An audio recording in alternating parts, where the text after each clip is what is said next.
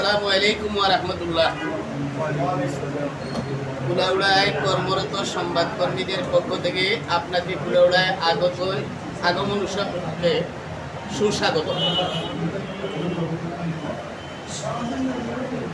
বিগত 5ই আগস্টের আন্দোলনের বিজয় পরে প্রধান উপদেষ্টার মাধ্যমে যারা এখন দেশ শাসন করছেন, বিগত 9 মাসে ইসলামী আন্দোলন বাংলাদেশ তাদের শাসন আমলকে কিভাবে দেখছে, দয়া করে যদি বলেন।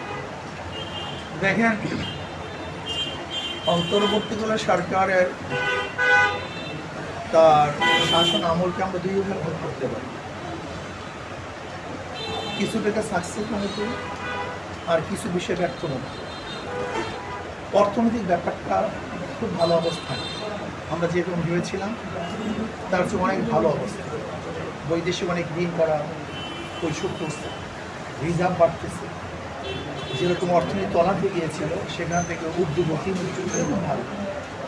দ্রব্যমূল্যের প্রতিদিনের নিত্য প্রয়োজনীয় দ্রব্যমূল্যের মোটামুটি নিয়ন্ত্রণে আছে, এটা আলহামদুলিল্লাহ খুব ভালো। বিদেশি সম্পর্ক, বৈদেশিক সম্পর্ক আমাদের সাথে উন্নয়ন করছে এবং আমাদের দেশের স্বাধীন দেশ হিসাবে মোটামুটি প্রতিষ্ঠা লাভ করছে। গোলামি জিন্দিগির থেকে মোটামুটি স্বাধীনতা ভোগ করতেছে। যেমন ভারত আমাদেরকে যেরকম গোলামির জিনজির পরিয়ে দিয়েছিল, আশা করি কিছুটা হলেও ছিন্ন হয়েছে। আগে তো দেখেছেন আমাদের বর্ডারে বাংলাদেশে হাজারো মানুষকে হত্যা করলে প্রতিবাদ করার ক্ষমতা আমাদের ছিল না, কিন্তু এখন প্রতিশোধ নেওয়ার ক্ষমতা হয়েছে। এইগুলি আমাদের জন্য আলহামদুলিল্লাহ প্রাপ্ত। আবার কিছু নাস্তিক কুলাঙ্গা যেরকম নারীবাদী নামে সরকারকে অস্থিতিশীল করার যে চক্রান্ত করতেছে, এদের সাথে প্রত্যেকের কিন্তু ভারতের সাথে ক্যালকাটার সাথে সম্পর্ক আছে। আমি মনে করি এই নারীবাদীরা চায় ইউনুস সরকার না থাকে। ইউনুস সরকারকে হটাবার জন্য তারা এই প্ল্যান পেয়েছে। কেন ইউনুস সরকার হলো এখন ভারতের জন্য গলার কাটা। একে যত দ্রুত সরাতে পারে তাহলেই ভারত আশ্বস্ত লাভ করবে। এবং সরাবার পদ্ধতিটা কি? মুসলমানদেরকে ফিরে দেওয়া যাবে, এমনিতে সরে যাবে। এর জন্য নারীবাদীরা ইউনুস সরকারের কাছে এমন কিছু প্রস্তাবনা দিয়েছে, এটা ইসলাম, ধর্ম, দেশ, জাতি সব কিছু এর সাথে আসলে জাতির কোনো সম্পর্ক নেই, এই দেশের ইতিহাস ঐতিহ্যের কোনো সম্পর্ক নেই, ইসলামের কোনো সম্পর্ক নেই, অন্য ধর্মের কোনো সম্পর্ক নেই। এই প্রস্তাব দিছে কীভাবে? এবং সবচেয়ে আশ্চর্যের বিষয় হলো হয়তো বা ইউনুস সাহেব তিনি খেয়াল করেননি, সৃষ্ট হয়েছে এটাকে সব জায়গায় ছড়িয়ে বলেছেন, কিন্তু ভিতরে কী আছে উনি জানেনই না। এরপরে আইন শৃঙ্খলা পরিস্থিতি আরও উন্নতি হওয়ার কথা ছিল, সেটা এখনো হয় নাই। চাঁদাবাজি এখনো মুক্ত হয়নি, পুরো দমে চাঁদাবাজি চলতেছে। চাঁদাবাজি, লুট, দখলদারি, এর কোনো উন্নয়ন ঘটে না এবং অবনতি হয়েছে। শুধু চেহারা পরিবর্তন হয়েছে, হাতে পরিবর্তন হয়েছে। আমরা মনে করবো এটা ব্যর্থ। যেহেতু তার দুইটা সাইড, একটা হলো সে মোটামুটি ভালো কাজ করছে, আর হচ্ছে ব্যর্থতা পরিচয় দিয়েছে।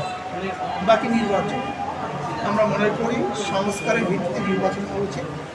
যদি সংস্কারের বহির্ভূত নির্বাচন হয় তাই সেই নির্বাচন প্রস্তাবিত নির্বাচন হবে না। এর জন্য যত সময় সংস্কার করে নির্বাচন আয়োজন করতে হবে, আর নিরপেক্ষ নির্বাচন উপহার দিতে হবে। আপনার অবশ্যই নির্বাচন কমিশনকে সংস্কার করতে হবে এবং জবাবদিহিতার আওতায় আনতে হবে। বিগত যারা প্রশাসনিক নির্বাচন উপহার দিয়েছে ওই সমস্ত নির্বাচন কমিশনটাকে অবশ্যই গ্রেপ্তার করতে হবে, শাস্তি দেওয়াতে হবে। যদি এইভাবে আমরা ইনশাআল্লাহ করতে পারি আর ইসলামী হুকুমত যদি কায়েম করতে পারি, তাহলে আমি মনে করি এই মানুষের কল্যাণ হবে, জনগণের কল্যাণ হবে, মানুষ মুক্তি, দেশের ভৌগোলিক অবস্থান ঠিক থাকবে, সীমারেখা অক্ষুণ্ণ হবে। আমার আরেকটি প্রশ্ন আছে, গতকালকে আমরা দেখলাম আবারও সেই জুলাই আন্দোলনের ছাত্রটা খুলনাকে ঘেরাও করে রেখেছে।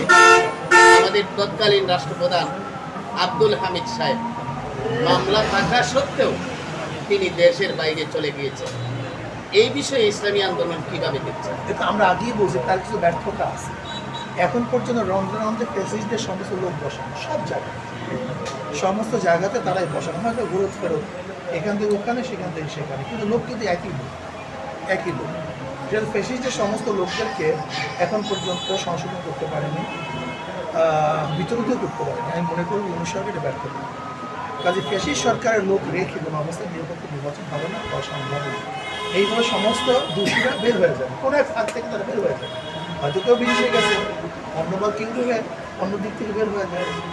আর একটা কথা হলো যে উদ্দেশ্যকে কেন্দ্র করে জুলাই বিপ্লব আন্দোলন হয়েছে, সেই জুলাই বিপ্লবের উদ্দেশ্য সাকসেস না হয় তাহলে তো অবশ্যই আন্দোলন হবে। এই জন্য আমি আগেই বলেছি আমাদের আন্দোলন শেষ না শুরু, আমাদের আন্দোলন আরও করতে হবে, অনেক দূর এগোতে হবে। আরেকটি প্রশ্ন,